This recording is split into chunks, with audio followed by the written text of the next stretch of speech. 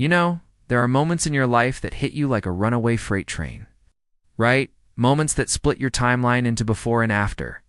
And for me, that moment happened on a Tuesday, smack in the middle of a miserable Manhattan heatwave inside the coldest, most pretentious building you could ever imagine. That's the day I, Caleb Rourke, saw my entire meticulously crafted world, a world of polished mahogany, seven-figure deals, and casual contempt shatter because of a 12-year-old kid in duct-tape sneakers.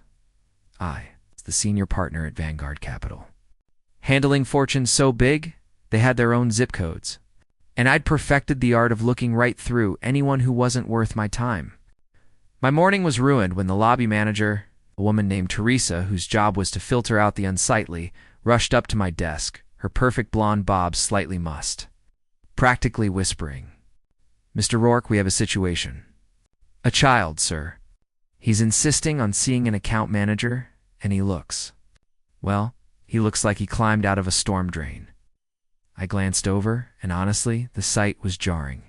Standing next to the massive bronze statue of a Bula, symbol of our untouchable wealth, was this kid. His clothes were maybe 2 sizes too small, stiff with what looked like old oil and dirt, and he was clutching a thin black card like it was a lifeline. He had these huge dark eyes, too old for his face, wide with a blend of fear and pure desperate resolve. My first utterly instinctive thought was security. But then I caught the eye of another client, a tech mogul named Sterling I was trying to impress, and a little cruel spark of showmanship lit up inside me. I dismissed Teresa with a wave, stood up, and my voice boomed across that marble expanse, designed to make the poor feel small and the rich feel powerful. "Well, Teresa, before we call the police, let's have a little fun, shall we? Bring him over. Let's ask our distinguished young guest what he needs." I leaned back in my chair, steepling my fingers, projecting the very image of amused, condescending power. When the kid was finally standing, maybe 6 feet from my desk, his sneakers squeaking on the flawless floor, the contrast was almost theatrical. "All right, kid," I drawled, keeping my voice loud enough for the whole lobby to hear. "I run this bank. What is it that a junior client like yourself requires? You looking for the piggy bank on the corner?" Laughter rippled through the reception area. The kid didn't flinch, didn't cry, which frankly surprised me. He just swallowed hard, holding up that worn black card. "I just need to check the balance, sir. It's really important." I chuckled, a sharp, cold sound I'd mastered over 2 decades. "A balance? Oh, you're killing me, son. Let me guess. You found that card in a dumpster behind a bodega? Or maybe it belongs to your parents, and they're running a lottery scam? Tell you what, I'm feeling generous. Give me the name, let's see what we find. I'm sure this will be fascinating." The humiliation was supposed to be the point, the climax of a 5-minute comedy sketch, before he was tossed out. He whispered his name, Jesse Flynn. I typed the name into the terminal with exaggerated theatrical slowness, my mind already composing the witty one-liner I'd use when the screen inevitably flashed "account not found," or maybe, just maybe, showed an overdraft. The entire lobby had gone silent. They were all watching me, my audience, waiting for the punchline. But then, the screen changed. It was instantaneous, just a flicker, but my professional mask cracked. My eyes locked onto the figure, and I felt the smile I'd been wearing that practiced. Confident, impenetrable senior partner smile literally freeze on my face. The number was so big, so impossibly massive, that my brain initially registered it as an error code. I rubbed my eyes, leaned in, and checked the formatting. No error. It was real. I cleared my throat, trying to regain my composure. I had managed fortunes for Saudi princes and Hollywood dynasties, but I had never, ever seen a figure like this attached to a child in clothes held together by grit. "There seems to be a technical issue, young man," I stammered, my voice thin, sounding fake even to my own ears.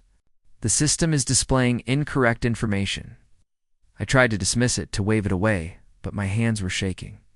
I finally looked the boy in the eye, really looked at him for the first time, and I felt a chilling drop in my stomach.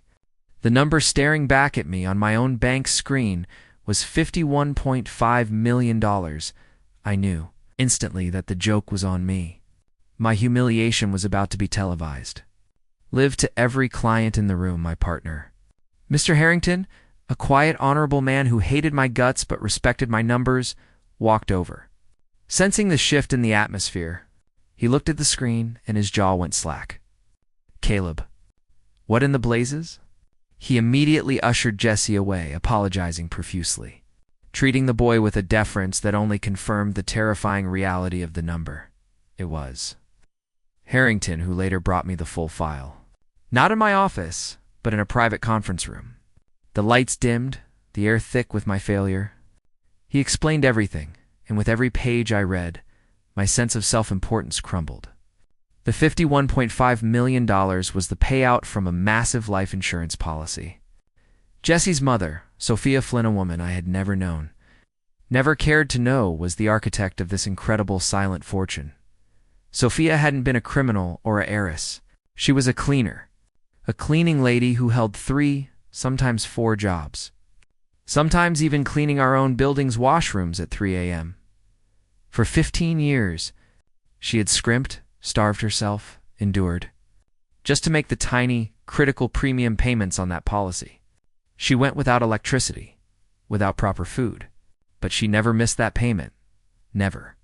Her final, magnificent act of love was structuring that money into an impenetrable trust, legacy trust, which guaranteed Jesse and his little sister, Lila, who was only 6, a stipend of $18,000 a month for life, covering education, housing, and health. Until Jessie turned 30, the final piece was her handwritten letter. Harrington read it aloud, his voice cracking slightly. It wasn't a banking document. It was a testament. My dearest Jessie, it began. When you read this, know that your mama loved you more than all the stars in the New York sky. People will see you differently now. They will judge you by this money. But you, my son, you remember this. The measure of a person is not what they have, but how they treat the people who have nothing. I want you to look at the janitor, the waiter, the cashier, and see my face. See your worth. And treat them with the dignity I was often denied. I sat there, this so-called successful man, this financial wizard, and felt a burning, humiliating shame I hadn't experienced since I was a teenager. I hadn't just mocked a poor child. I had mocked the son of a hero. I had mocked a woman who's quiet. Relentless sacrifice was 1,000 times. It's more impressive than every hostile takeover and quarterly report I'd ever generated. I went to Jesse's apartment building that evening. It was on the Lower East Side, crumbling brick, smelling of stale grease and desperation. When I saw the condition of their tiny, meticulously clean 400-square-foot apartment and heard little Leela, tiny girl with her mother's big, sad eyes, Jessie, does this mean we can have cereal every morning, not just Sundays? I broke. I took them out of there. Immediately. I relocated them into a bank-owned luxury high-rise. Got them a wonderful retired social worker, Mrs. Davies, as their guardian. And I began the work of dismantling the arrogant monster I had become. The real transformation wasn't the relocation. It was what happened next. I began to see. I saw the night cleaning crew, the invisible people who were essential to my empire. I learned their names: Maria Javier, old Mr. Kim. I saw their dignity.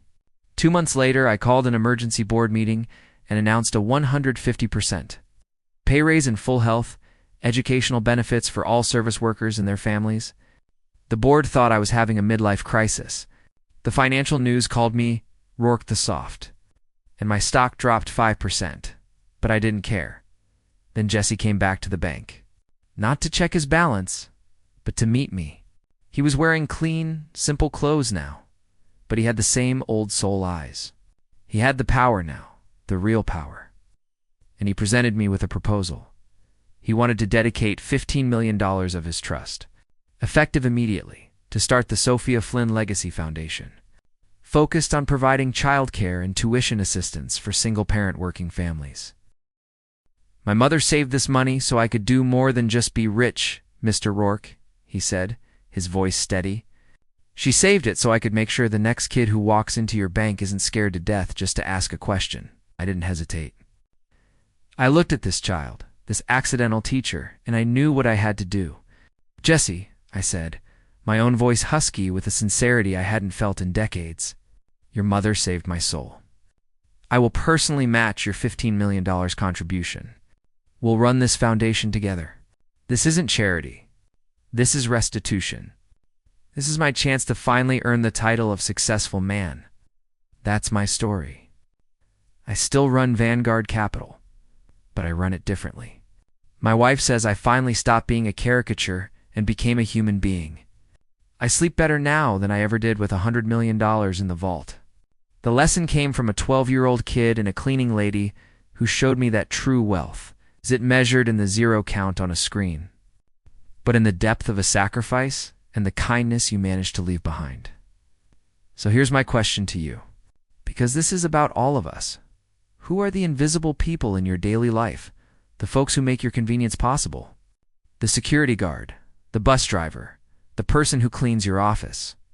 And more importantly, if you were stripped of your job, your title, your bank account, what is the one thing you would still have that makes you truly worthy of respect?